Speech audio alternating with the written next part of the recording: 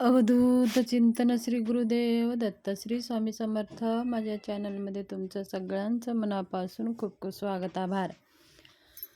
चला तर मग आज आपला विषय आहे सोमवती अमावस्या आणि त्याचबरोबर शनी जयंती ही एकाच दिवशी येत आहे. वैशाख अमावस्याला शनी जयंती म्हणून आपण साजरी करत असतो. ह्या दिवशी सूर्यपुत्र असलेले शनी महाराजांचा जन्म झालेला आहे अशी मान्यता आहे. नवग्रहापैकी एक ग्रह हा ग्रह मानला जातो. शनी हे न्याय करण्याचे प्रतीक आहेत. ह्या वर्षी 2025 मध्ये सोमवारी 26 मे रोजी शनेश्वर जयंती आहे. ह्या दिवशी वैशाख सोमवती अमावस्याचे व्रत सुद्धा केले जाणार आहेत. शनी ह्या न्यायाधीशांच्या भूमिकेमध्ये असल्यामुळे माणसाच्या कर्माचा सर्व तळेबळ त्यांच्याकडे असतं आणि माणसाच्या कर्मानुसार तो यश देत असतो. कधी कुणावर अन्याय करत नाही असे सांगितले जातात. शनी जयंती ह्या दिवशी काय करावे आणि काय करू नये. शनेश्वर जयंतीला आवर्जून शनी मंदिरात जावे. ह्या दिवशी शनी मंदिरात जाऊन शनी महाराजांचे दर्शन आवर्जून घ्यावे. यावेळेस शनी महाराज काळे तीळ आणि तेल अर्पण करावेत. शनी जयंतीला पिंपळाच्या झाडाखाली जल अर्पण करून दिवा लावायचा असतो. शनी जयंतीला शनिदेवांशी संबंधित वस्तू, काळे वस्त्र, काळे तीळ, मोहरीचे तेल असे दान करायचे असतात. या दिवशी शनिदेवासह हनुमानाची पूजा, नामस्मरण सुद्धा करायचे असतात.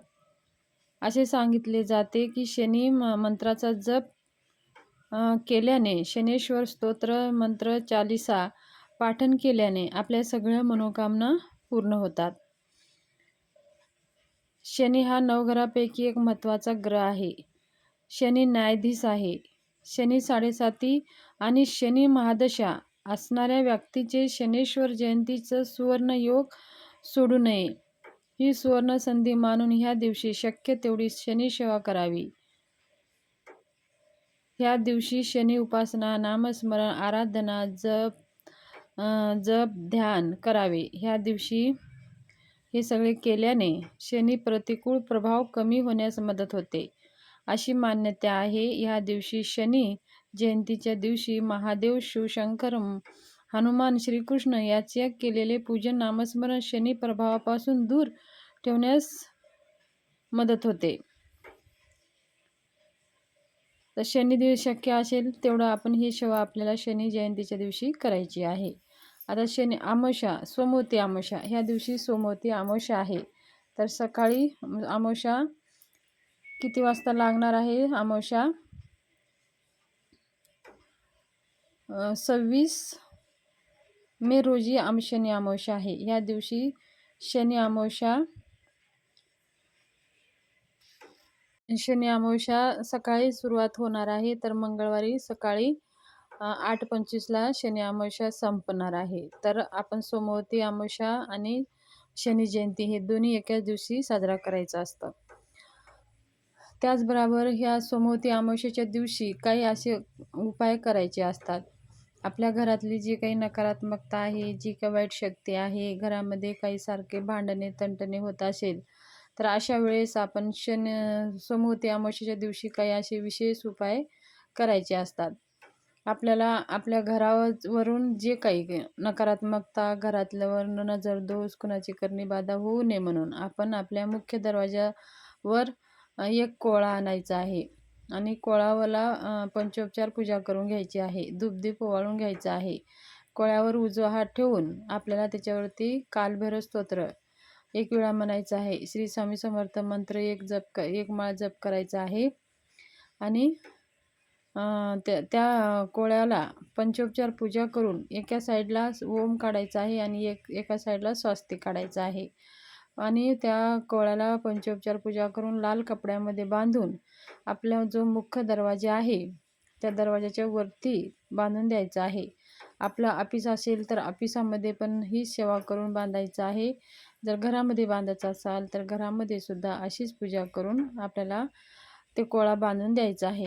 जर कपडामध्ये न बांधता येत नसेल तर एखादी असं दोरीचं शिक्का बनवा, त्याच्यावरती ते लटकून असं वरती आपण ठेवू शकता. आणि अशा ठिकाणी बांधायचं आहे जे काही लोक आपल्या घरामध्ये प्रवेश करतात त्याच्या डोक्यावरती ते कोळा असावं. म्हणजे प्रत्येक माणसाची नकारात्मकता शक्ती ते ओढून घेतं आणि ते स्वतःवर घेतं. म्हणून कधी कधी बघा, बांधल्या बांधल्या आपला कोळा नाश होतो, म्हणजे खराब होऊन जातो. असे मानलं जातं की जी काही नजरदोष आहे त्या कोळ्यावर स्वतःने घेतलेला आहे. म्हणून खराब झालं तर लगेच काढून फेकून द्यायचा आणि दुसरा बांधायचा. जर खराब झालं नसेल तर पुढच्या अमावस्याला ते काढून टाकायचं आहे आणि दुसरा कोळा आपल्याला आपल्या मुख्य दरवाजावरती ठेवायचा आहे. हे आपल्याला अमावस्येच्या दिवशी आवर्जून करायचं आहे. सोमवती अमावस्याचं खूप महत्त्व आहे ही सेवा उपाय करण्यासाठी.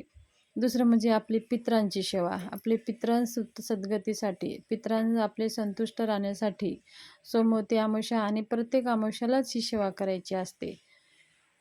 पितृ म्हणजे महिन्यातून एकदा प्रत्येक अमावस्याला धर्तीवर येत असतात. अमावस्येच्या दिवशी 12 ते 12:30 ह्या वेळामध्ये सूक्ष्म रूपामध्ये पितृ आपल्या दारावर येत असतात. म्हणून आपल्या पितरांसाठी, पितरांच्या सद्गतीसाठी 12 ते 12:30 ह्या वेळेमध्ये 1 वाटीभर भात शिजवायचा आहे आणि एका पत्रावळीमध्ये ते ठेवून, बिना अळणीचं भात शिजवून पत्रावळीमध्ये ठेवून त्याच्यावरती 1 चमच दही आणि थोडेसे काळे तीळ टाकून 12 ते 12:30 या वेळेमध्ये आपल्या डोक्यावरती म्हणजे गच्चीवरती किंवा गॅलरीमध्ये असं आपल्यापेक्षा हायटेड अशा जाग्यावरती ते दहीभात ठेवून द्यायचं आहे. त्या दहीभाताला कावळे जर खाल्ले तर ते कावळ्या खाल्लेलंच आपल्या पितरांपर्यंत पोहोचतं असं मान्यता आहे. म्हणून कावळ्यांसाठी दहीभात आवर्जून वरती ठेवा. म्हणजे पितरं येतात आणि आपले पितरला जर आपण काही त्यांची सेवा केली नाही तर ते पितरं परत जातात आणि ते आपल्याला दोष लागतं. आणि मग आपल्याला बघा, काही जरी कारणाने आपल्याला मनासारखं काही घडत नसेल तर आपण कुठं कुंडली दाखवतो, कोणत्या ब्राह्मणाला विचारतो, जाणकाराला विचारतो, तर ते म्हटलं जातं की तुम्हाला पितृदोष आहे, पितृंचा त्रास आहे. तर हे पितृत्रास कमी होण्यासाठी आपल्याला दर अमावस्याला दहीभात आवर्जून ठेवायचा आहे. 12 ते 12:30 ह्या वेळेतच ठेवायचा आहे. हा वेळ हा पितरांचा वेळ आहे. म्हणून ह्या वेळेमध्येच आपल्याला दहीभात ठेवायचा आहे. त्याच्यानंतर आपल्याला आपल्या पितरांसाठीच, पितरांच्या सद्गतीसाठी पिंपळाच्या झाडाखाली 1 मोहरीच्या तेलाचं दिवा लावायचा आहे आणि त्या पिंपळाच्या बुडाला थोडंसं दूध, पाणी, साखर, काळे तीळ आणि काळे उडीद अर्पण करून त्या झाडाला 11 प्रदक्षिणा करायच्या आहेत. आणि आपल्या पितरांची सद्गती व्हावं म्हणून त्या झाडाला विनंती नमस्कार करून यायचं आहे. आवर्जून ही सेवा करा सोमवती अमावस्याच्या दिवशी. त्याचबरोबर सोमवती अमावस्या आपल्या घरातली सगळी काही नकारात्मकता काढण्याचा दिवस आहे. घरातले सगळे जाळे जुळे जळमट काढून घर स्वच्छ झाडून पुसून घ्यायचं आहे. कान्याकोपऱ्यामधली धूळ असेल तर ती सगळी धूळ झाडून झटकून घ्यायचं आहे आणि घर आपलं स्वच्छ ठेवायचं आहे. आणि ह्या दिवशी ही सगळी घाण घरातली काढली तर घरातली नकारात्मकता निघून जाते असं मान्यता आहे. आणि घरामधल्या ज्या काही तुटके भांडे, फाटलेले चपल्या, फाटलेले कपडे, तुटलेली भांडी, ह्या तुटलेले फुटलेले कप, ह्या वस्तूसुद्धा आपल्याला अमावस्येच्या दिवशी सगळ्या बाहेर काढून फेकून द्यायचं आहे. ह्या वस्तूमुळे आपल्याला नकारात्मकता घरामध्ये वाढते. तर ही अमावस्याविषयी तुमच्याशी माहिती शेअर करायची होती. माहिती कशी वाटली, आवडली असेल तर चॅनलला शेअर, सबस्क्राईब, लाईक करा. धन्यवाद. शुभ दिवस.